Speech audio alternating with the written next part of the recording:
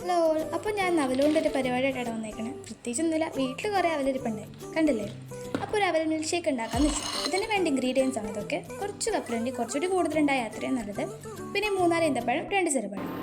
ആദ്യം പാനൊന്ന് ചൂടാക്കിയിട്ട് നമുക്ക് അവലിടാം. ഞാൻ കുറച്ച് കൂടുതൽ അങ്ങനെ ഇടുന്നുണ്ട്. പിന്നെ ഒന്ന് ഡ്രൈ റോസ്റ്റ് ചെയ്യാം. ഈ മിൽക്ക് ഷേക്കിൻ്റെ മേജർ റെഫറൻസ് ഷാൻചേട്ടൻ്റെ വീഡിയോ കേട്ടോ. ഞാൻ കുറച്ച് മാറ്റം വരുത്തിയിട്ടുണ്ടെന്നുള്ളൂ, ഒന്ന് ഹെൽത്തിയാക്കാം. ഷാൻചേട്ടൻ ബ്രൗൺ അവലാണ് യൂസ് ചെയ്യണത്. വീട്ടിൽ പക്ഷേ ഇതാ വാങ്ങാറുള്ളൂ. ഞാൻ അതുകൊണ്ടാണ് വെള്ള അവൽ വെച്ചിട്ട് ഉണ്ടാക്കുന്നത്. അതൊരു ഗോൾഡൻ ബ്രൗൺ ആവണ വരെ റോസ്റ്റ് ചെയ്യാം. അത് നല്ല ക്രിസ്പിയായി കിട്ടും. ഇനി ഇതൊരു പ്ലേറ്റിലേക്ക് മാറ്റാട്ടോ.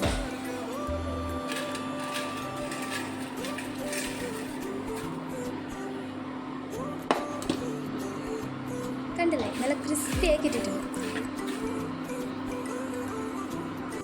ഇനി കപ്പലണ്ടി കൂടി നമുക്കൊന്ന് ഡ്രൈ റോസ്റ്റ് ചെയ്തങ്ങ് എടുക്കാം.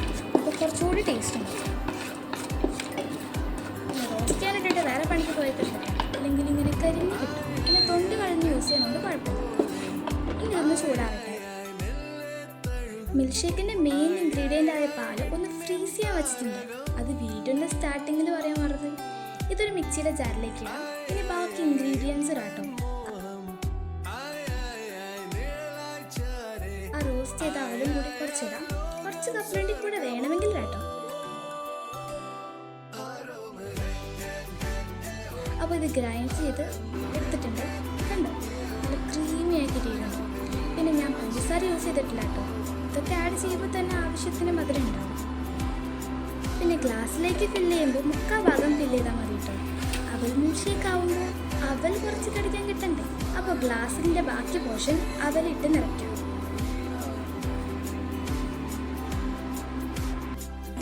ഇനി കുറച്ച് കൂടുതൽ കപ്പലണ്ടി ഇടാം.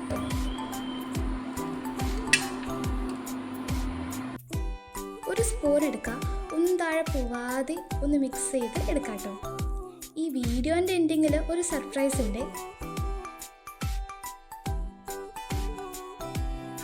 മിക്സ് ചെയ്തിട്ട് അവൽ പോരാനും തോന്നിയാൽ എക്സ്ട്രാ ആഡ് ചെയ്യാം കേട്ടോ.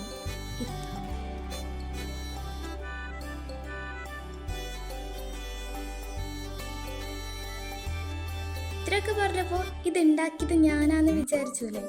അതാണ് നിങ്ങൾക്കുള്ള സർപ്രൈസ്. ഇത് ഞാനല്ല ഉണ്ടാക്കിയേ. ഞാൻ എവിടെയാണെന്നതേ ഇപ്പം കാണാം. ഇതൊന്ന് ടേസ്റ്റ് ചെയ്യാൻ കാത്തു നിന്നിട്ട് ഞാൻ ടയേർഡായി. ഇതത്ര നിസ്സാര പണിയൊന്നല്ല. ഇതുണ്ടാക്കി തീരണ വരെ കാത്തിരിക്കണം. പിന്നെ കൊള്ളൂല്ലെങ്കിലും ഇങ്ങനത്തെ എക്സ്പ്രഷൻ ഇടുക. പക്ഷെ കൊള്ളായിരുന്നു കേട്ടോ. ചേച്ചി ഉണ്ടാക്കിയതെന്ന് പറയത്തേയില്ല.